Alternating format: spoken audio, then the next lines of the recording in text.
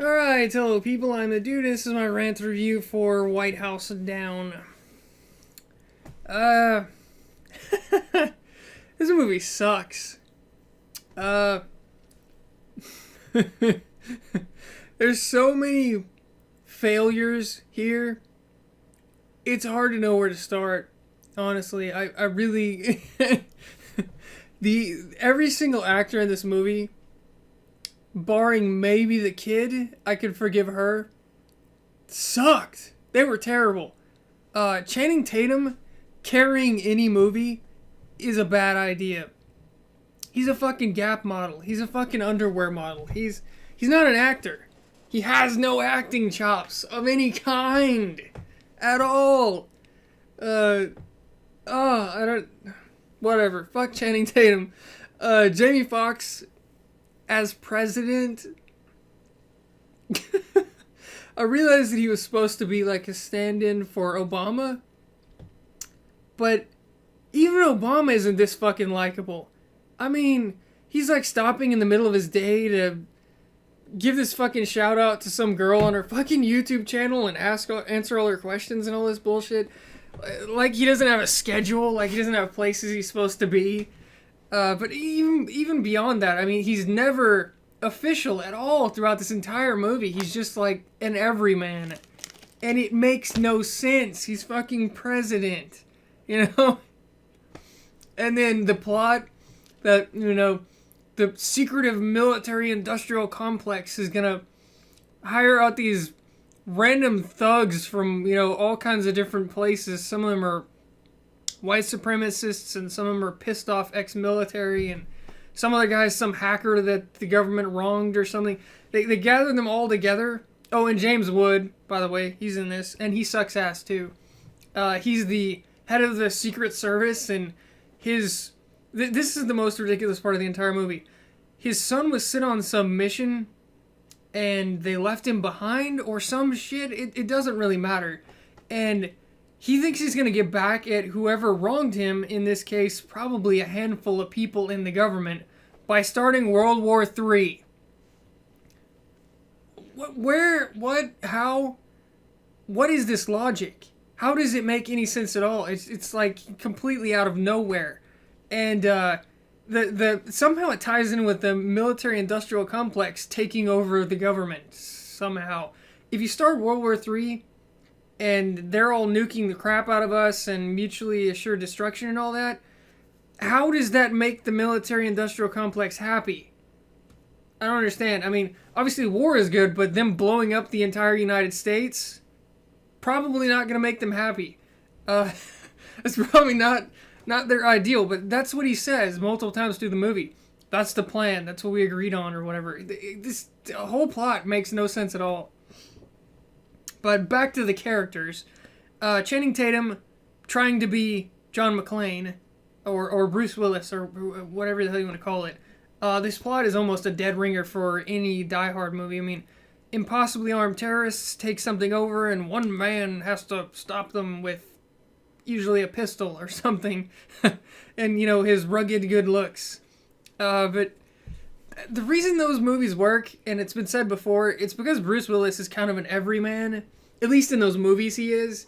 He's not some super megastar, fucking Gap underwear model douchebag. He looks like a regular guy. He looks like he could be a cop, And he's always outnumbered, and he's always, outgunned, and it's always hopeless. And he always looks the part, he always looks haggard and, like he's on his last leg and that kind of thing, and he makes it work. He milks it. Channing Tatum, he has no idea what the hell he's doing. In the serious moments, they were probably the most funny when he was attempting to show emotion. Probably the most unintentionally funny parts of this movie. Honestly, the satire really wasn't that funny. It wasn't punchy enough. It was just obvious garbage that any random talk show host would pull out of their ass. The action scenes were boring. I mean, the huge chunk at the beginning of the movie when we're doing the getting to know you stuff about, Jamie Foxx and Channing Tatum and his daughter and all that garbage was boring as hell. and really didn't matter for the rest of the movie. Whenever the action starts, it's just kind of him running around shooting dudes with a machine gun, and there's no really cool moments, really cool badass moments, you know, where he's does something special. I mean, in all the Die Hard movies, there's some really cool moment that you remember, like in Die Hard 2, in the, you know, the construction area where he's taking dudes out with like construction machinery instead of guns, stuff like that. That does not happen in this movie. The closest it comes is when they're driving around like the yard and Jamie Foxx jumps out the window with like a fucking rocket launcher or whatever. It's ridiculous, and it was somewhat funny in the moment, but it just seemed forced. It just seemed like they needed, like, you know, another comedic beat right here in between the action or something. It seems more organic, you know, in the Die Hard movies, for example. I don't know, maybe they're just trying too hard.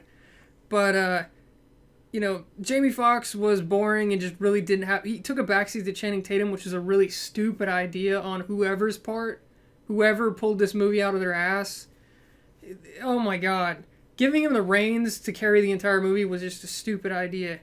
James Woods was terrible. I mean, first of all, his part in the plot was completely and utterly asinine, ridiculous, ludicrous from start to finish.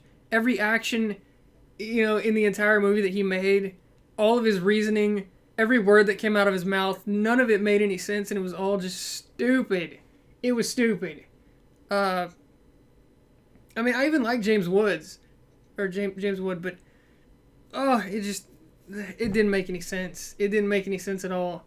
All the background actors, like Maggie Gyllenhaal, she's Secret Service or something. I don't honestly remember. It doesn't matter. She's in the background doing the, you know, the Channing Tatum rah-rah dance, trying to get him out of there safely, and, you know, siding with him in every single issue possible, and blah, blah, blah.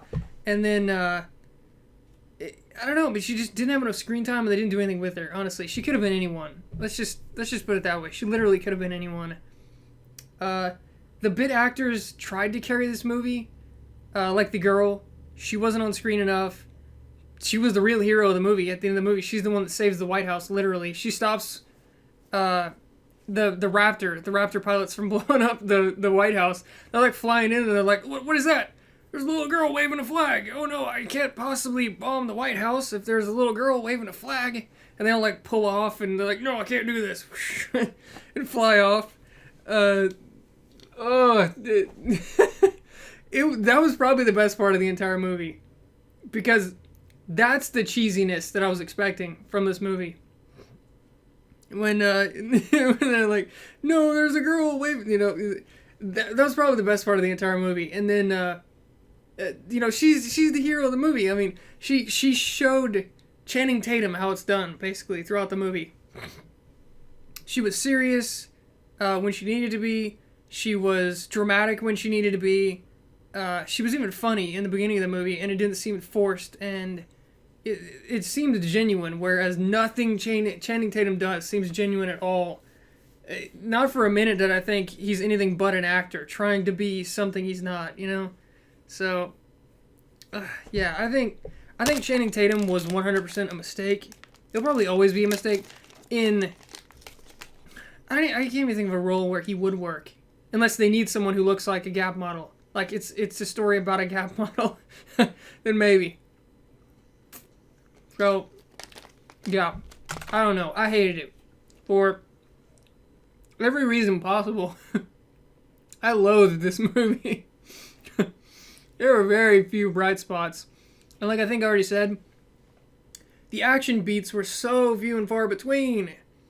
I mean, the beginning of the movie was just a big dead zone, and then the action starts, and then it jumps to them in the command center talking about what they're going to do and who the terrorists are and who's in command and blah, blah. Who gives a fuck? It doesn't matter. You know, I mean, get back to the shooting, dudes. This is an action movie. My God.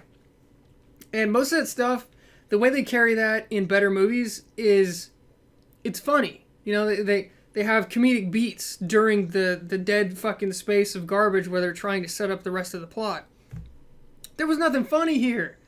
I mean, The satire wasn't funny. The dialogue that was supposed to legitimately be obviously funny wasn't funny.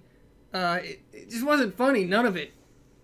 I don't know. Whatever. Terrible fucking movie. Horribly, disgustingly bad, irredeemably bad movie. Very, very, very few redeeming qualities here.